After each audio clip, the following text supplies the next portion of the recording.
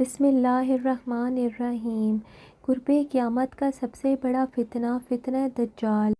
دجال جب ظاہر ہوگا تو ایک خاص قسم کی سواری پر سوار ہو کر نکلے گا۔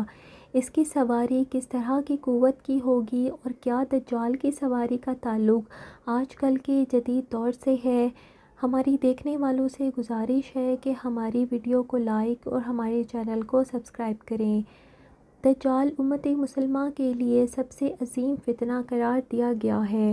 حضرت آدم علیہ السلام کی پیدائش سے لے کر قیامت تک کوئی بھی فتنہ دجال کے فتنے سے بڑا نہیں ہے۔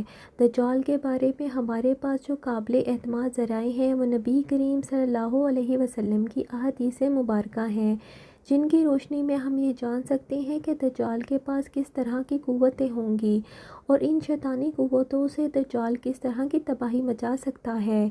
لہٰذا احادیث کی کتابوں میں حضرت ابن عباس، حضرت عبداللہ ابن مسعود رضی اللہ عنہ اور ابن عمر رضی اللہ عنہ سے دجال کی سواری کے متعلق احادیث روایت کی گئی ہیں، جن کا مجموعہ یہ ہے کہ دجال اس وقت نمودار ہوگا جب لوگوں کی ایمانی حالت بہت کمزور ہو چکی ہوگی۔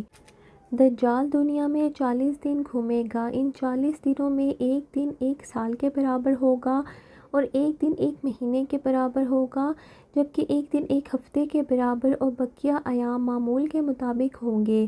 دجال ایک گدھے پر سوار ہو کر نکلے گا جس کے 2 کانوں کے درمیان کا فاصلہ 40 ہاتھ کا ہوگا۔ دجال اپنی سواری پر سوار ہو کر سمندر میں ایسے داخل ہوگا جیسے کوئی گھوڑ سوار اپنے گھوڑے پر سوار ہو کر ایک شک ندی میں داخل ہو جاتا ہے۔ اس کے لیے زمین سمیٹ دی جائے گی، یعنی وہ بہت تیزی سے سفر کرے گا۔ وہ سورج کے غروب ہونے کے مقام پر اس سے پہلے پہنچ جائے گا۔ سمندر کا پانی اس کے ٹخنے تک پہنچے گا۔ دجال کے پاس 70,000 کی فوجیں ہوں گی، جن کے اوپر سب چادریں ہوں گی، یہاں تک کہ وہ ابو الامراک کے مقام پر آ کر ٹھہر جائیں گے۔ وہ ایسی بلند آواز دے کر سب کو بلائے گا کہ اس کو زمین و آسمان کے درمیان سب مخلوق اس کو سن پائے گی۔ پھر دجال ان سب لوگوں سے کہے گا کہ تم میری عبادت کرو، میں تمہارا رب ہوں۔ اس موقع پر رسول صلی اللہ علیہ وسلم نے فرمایا کہ تمہیں یہ پتہ ہو کہ تمہارا رب ایک آنکھ والا نہیں ہو سکتا، بھلا جو ہمیں آنکھیں دیتا ہے وہ خود بینائی سے کیسے محروم رہ سکتا ہے؟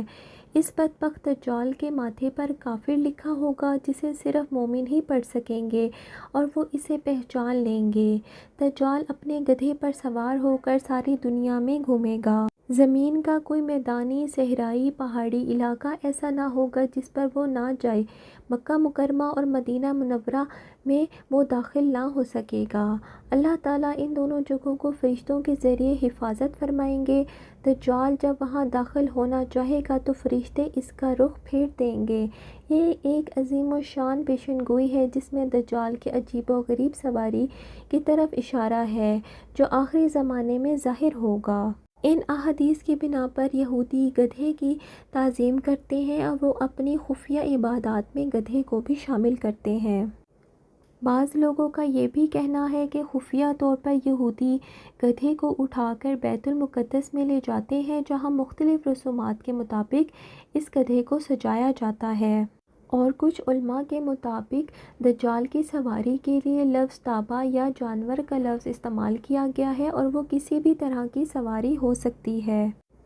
ناظرین، دجال جیسے فتنے سے بچنے کے لیے اللہ پاک نے ہمیں سورہ کہف کی تلاوت کا حکم فرمایا ہے۔ اگر سورہ کہف کی آخری 10 آیات پڑھ لی جائیں تو یہ بھی کافی ہے دجال جیسے بڑے فتنے سے بچنے کے لیے۔ اللہ پاک ہمیں اور ہماری نسلوں کو اس فتنے سے محفوظ رکھے، ہمارا ایمان کامل اور مضبوط بنائے، آمین۔